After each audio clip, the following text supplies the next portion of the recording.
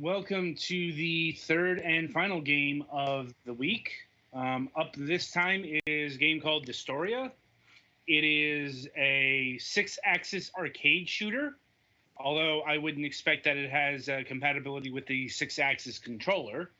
Um, they might, I think they mean a 6 degrees of freedom shooter. A 360-degree type of thing. Yeah. Anyway, Twilight handled this game this week. So, so tell us about the game.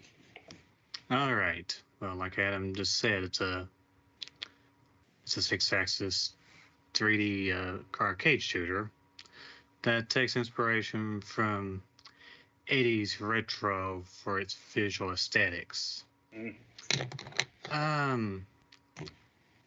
Before getting into that part, though, the story is that you are a young man who was abducted by an alien spacecraft after being lured behind a building by the light of a arcade machine. And after waking up on said ship, you're greeted by an alien entity via text on screen, calling itself the Omnium, or something like that.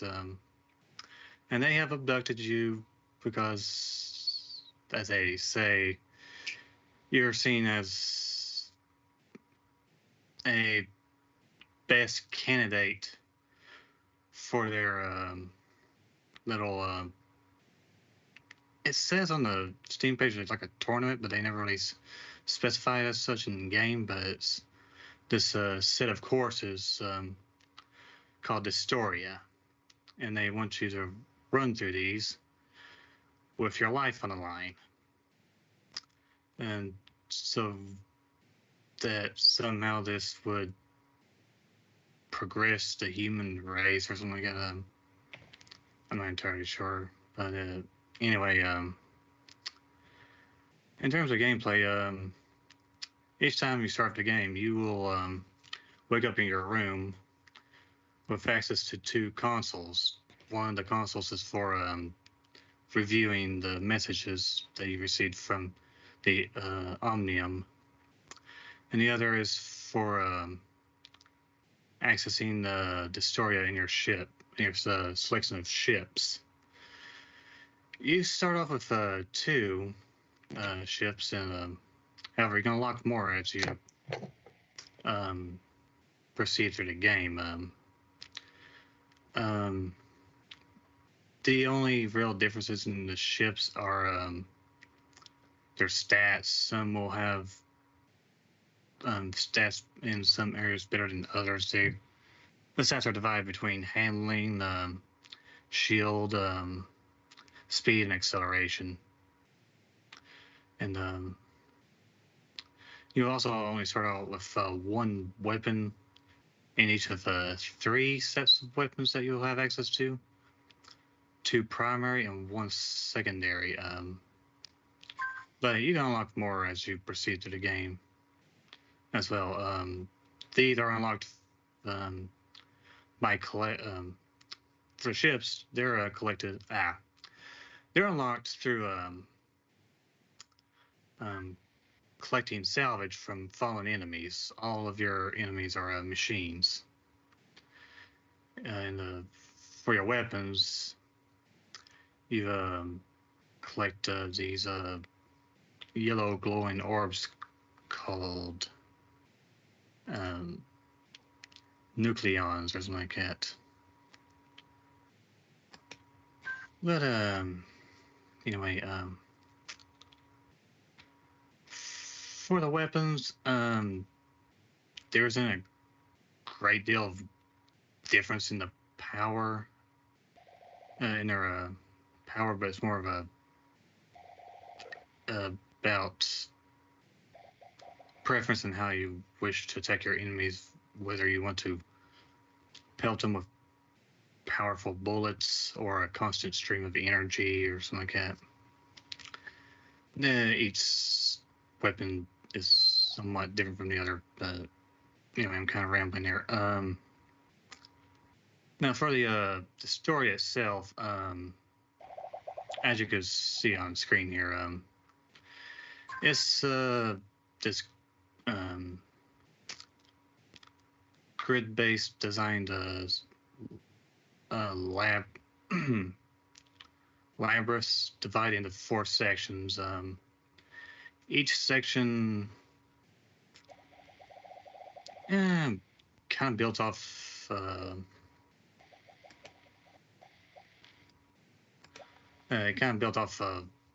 each section, and each of these sections you will fight various enemies. They range from bug-like creatures to turrets, and starting out they're not too bad, but as time goes on, you'll start to see them more in groups and increasing the difficulty of handling them. Other obstacles you encounter are switches for opening doors, moving platforms. I did occasional falling floor blocks, so those aren't too much of a hindrance. And I guess I should cover the way your ship moves. Your ship is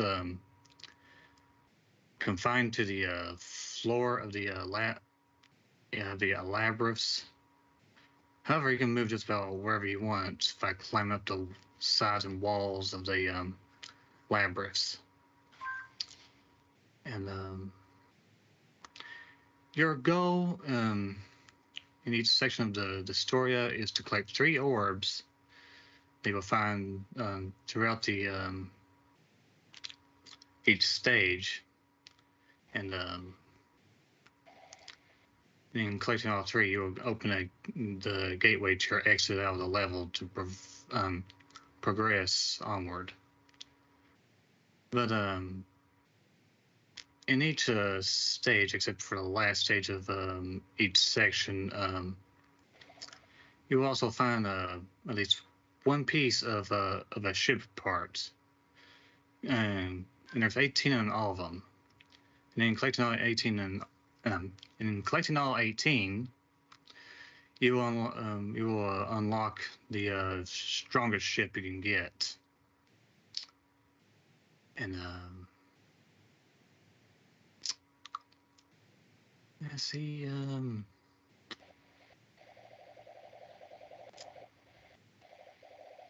I think that's about everything in terms of game. Oh yeah, bombs.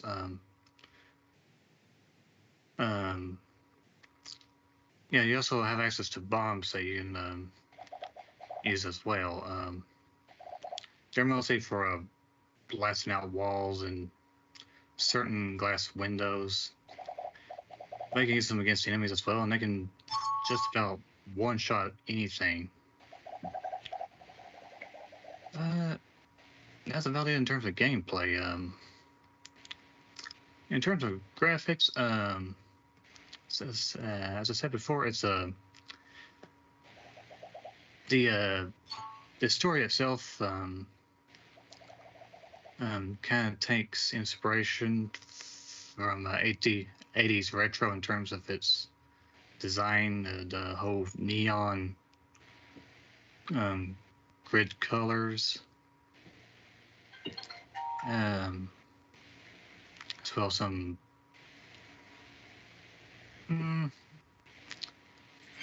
faint glows as well.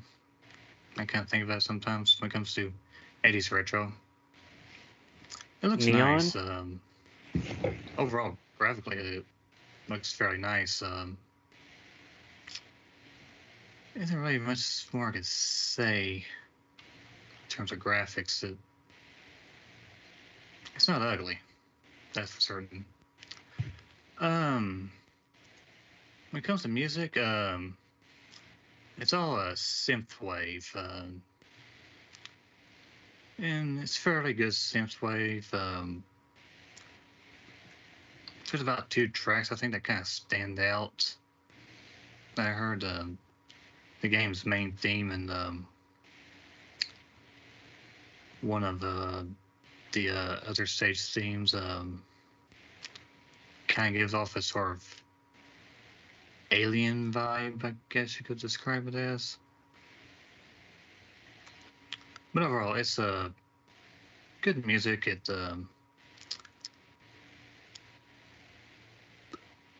I guess it would be something I would listen to outside of the game, but that comes down to the person. And that's about it for in terms of audio. Well, the sound effects, they're all right. Not much there. Not much more I can say about that. Now, price.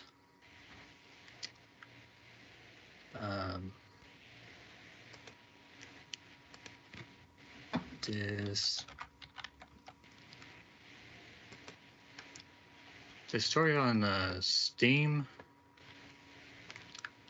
It's about $6. I'd say I could recommend it. It does nothing wrong. About the only thing I could really say that I could complain about it is it gets kind of repetitive after some time. But when it happens, you can just take a break and come back to it later and continue on playing. I'll be honest, it's nothing amazing, but it does nothing really wrong either. And that's all I have to say. Okay, then. All right, so I guess that'll do it for this installment of the Fragments Silicon Reviews. Coming up on the week ahead, on Wednesday, September 18th, we'll be having Sean Sackenheim of the Delisted Games blog. Yes, it's another one of those one-offs where we do something different. And as you might be able to tell, we're going to be talking about delisted games this Wednesday. And indeed, the blog that keeps track of the games that get taken off the digital stores. Let's see. On Friday, September 20th, this one's been a long time coming. Seriously, it took over a year to get this together, but it looks like it's finally going to take off. We'll be talking to Beau and Cyril Lagerge, I think that's pronounced. It's French. Of Guard Crush. In case you don't know, Guard Crush is one of the teams that is currently hard at work developing the Streets of Rage 4 game. I'm personally looking very forward to that because I really enjoyed the Streets of Rage series. I gotta say, 2 is my favorite, but then again, I never really got to play the Japanese Bare Knuckle 3. Like, he's not back in the day. More on that on Friday. You know, it's like there's going to be a lot of Streets of Rage talk. You know, as far as the question base goes, not exactly sure. I think I'm trying to remember because there are 3 teams working on this. Remembering Guard Crush, I think they are the actual programmers of the game. Like I said, there's a lot of hands going on here. In fact, like I wasn't in, you know, for the longest time this is just listed as the Streets of Rage 4 interview because I wasn't sure who they were sending to us. The game is being developed by Guard Crush. It's being supervised, and the art assets are being handled by Lizard Cube.